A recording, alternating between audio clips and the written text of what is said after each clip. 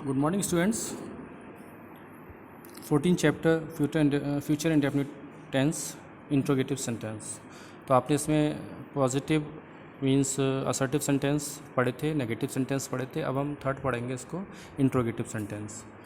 तो interrogative sentence में आपको पता है प्रश्नवाचक वाक्य होते हैं, प्रश्न किया जाता है और अंत में प्रश्नवाचक चिन्ह लगा होता है। तो इसमें कुछ ज़्यादा नियम नहीं है, छोटा सा नियम है, आप देख लीजिए। फ्यूचर इंडेफिनिट टेंस को इंट्रोगेटिव बनाने के लिए, प्रश्नवाचक वाक्य बनाने के लिए सब्जेक्ट से पहले हम विल या शैल का प्रयोग करते हैं और क्रिया का प्रथम रूप रखते हैं, फर्स्ट फॉर्म का यूज़ करते हैं, ध्यान रखें।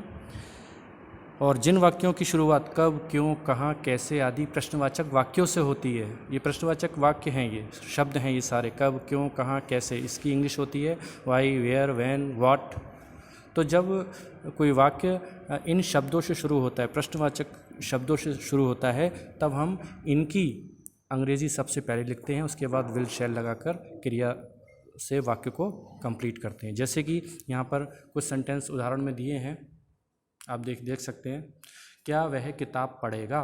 तो देखिए क्या से शुरू हुआ है, तो हम हेल्पिंग वर्ब को पहले लाएंगे। जब वाक्य क्या से शुरू होता है, will he read the book, question mark. क्या तुम नहीं जाओगे, विल यू नॉट गो। वह कहाँ जाएगा? अब यहाँ पर कहाँ, कब, क्यों, कहाँ, ये शब्द प्रश्नवाचक शब्द है, तो हम कहाँ की अंग्रेजी सबसे पहले लिखेंगे where. Where will he go. Where के बाद हम हेल्पिंग वर्ब लगाएंगे, विल या शैल। वेयर विल ही गो, आई और वी के साथ शैल का प्रयोग करते हैं, बाकी सभी अन्य सब्जेक्ट्स के साथ हम विल का यूज़ करते हैं, ये आपको पता है। इसी प्रकार आप देखेंगे कुछ यहाँ सेंटेंसेस दिए हुए हैं, इनको आप ट्रांसलेट करेंगे। क्या तुम बरेली जाओगे, will you go to Bareilly, या बरेली की जगह रामपुर भी हो सकता है, मुरादाबाद, दिल्ली, आगरा, कुछ भी हो सकता है। तो हमें ध्यान क्या देना है, हमें ध्यान देना है क्या तुम बरेली जाओगे, क्या, तो हेल्पिंग वर्ब पहले आ जाएगी, क्योंकि ये फ्यूचर इंडेफिनिट टेंस का सेंटेंस है जिनके अंत में गा, गे, गी आते हैं, तो इनकी हेल्पिंग वर्ब होती है विल और शैल। तो हम विल को यूज़ करेंगे पहले। Will you go to Bareilly, क्या वह हॉकी खेलेगा, विल ही प्ले हॉकी, और क्वेश्चन मार्क। क्या तुम नुमाइश देखोगे, विल यू सी एग्जीबिशन, नुमाइश को कहते हैं एग्जीबिशन, प्रदर्शनी। क्या मीरा अपनी पुस्तक बेचेगी, तो आप लिखेंगे will Meera sell her book.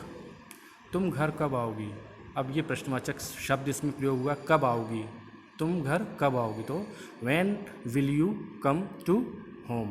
वह आज क्यों नहीं पढ़ेगा, ये भी प्रश्नवाचक है, तो क्यों की अंग्रेजी सबसे पहले आएगी why will he not read today.